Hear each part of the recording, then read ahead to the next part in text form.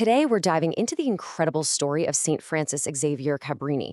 Now, she's the first American citizen ever to be named a saint by the Catholic Church, and her life is it's a masterclass in determination and faith, especially when the odds were completely stacked against her. But that really brings up the big question, right? How does a woman, born so frail and with such poor health, she was actually turned away from a convent because they thought she was too weak. How does she go from that to building this massive global empire of hope?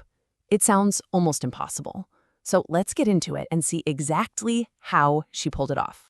Okay, so let's start at the beginning. We're talking about her early years and this dream she had that for a really long time just seemed like it was never going to happen. From the time she was a little girl, Frances was just fascinated by stories of missionaries. And there's this great little story about her. She used to play by a river and make these little paper boats. She'd fill them with flowers, and she called them her missionaries, and she'd send them sailing off, just dreaming that they would make it all the way to China. Okay, so this timeline really lays out the struggle and, more importantly, her incredible response. She was born in 1850 with really poor health, and then at 18, she gets officially rejected from the convent. For most people, that would have been it, right? Dream over. But not for her. Instead of just giving up, 9 years later, she goes and founds her own religious order, the Missionary Sisters of the Sacred Heart. It's like when the door was slammed in her face, she just went and built a whole new house. So her dream was always to go east, right? To China. But a single conversation with the Pope is about to change everything. Not just for her, but for American history. So when she finally gets her audience with the Pope to ask for permission, Pope Leo XIII gives her this piece of advice that just completely alters history. He saw a need that was way more urgent, way closer to home. He told her not to the east, but the west. He was redirecting her entire life's ambition. And trust me, he had a very, very specific reason why. And this is the reason why. 1 million people. In just 1 decade, nearly 1 million Italians had fled crushing poverty to come to the Americas. But when they got here, it wasn't the dream they were promised. They were often unskilled, uneducated, and faced just awful prejudice and hardship. This was the community that desperately needed someone in their corner. All right, so she's got her new mission. She set sail for America. But her arrival was anything but a warm welcome.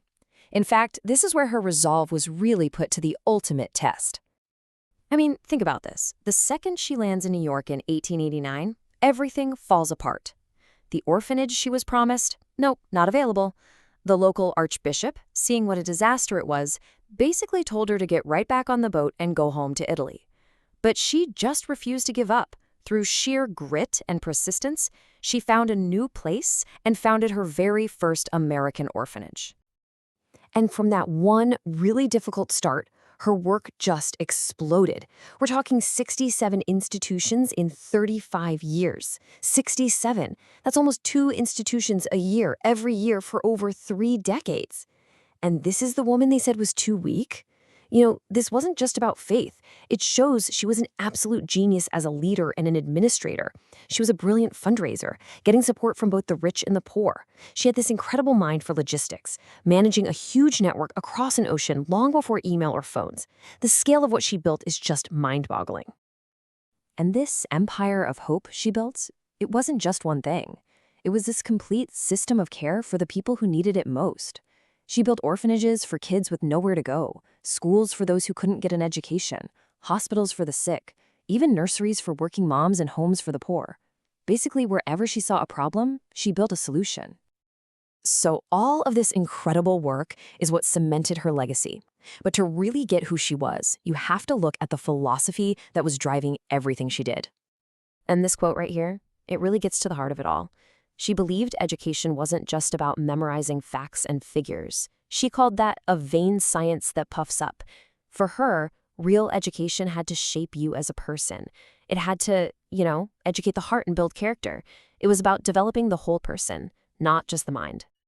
Her incredible impact was officially recognized on July 7, 1946, when she was canonized, making her the first U.S. citizen to ever become a saint. But her legacy isn't just a date on the calendar, her feast day on November 13th. It's a living, breathing mission.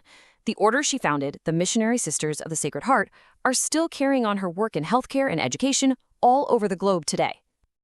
And this title, Patron Saint of Immigrants, it just perfectly captures everything she stood for. It's a formal recognition of a life spent helping people who left everything behind to search for a better life. She was committed to giving them dignity, care, and maybe most importantly, hope. So, when you step back and look at it all, what's the big takeaway? Her amazing, world-changing journey all started with a simple childhood dream and a little paper boat full of flowers. It's such a powerful reminder that incredible dedication, even when everyone tells you no, can turn something small and fragile into a massive force for good. It really makes you think, doesn't it? Her story began with a paper boat. What can your journey become?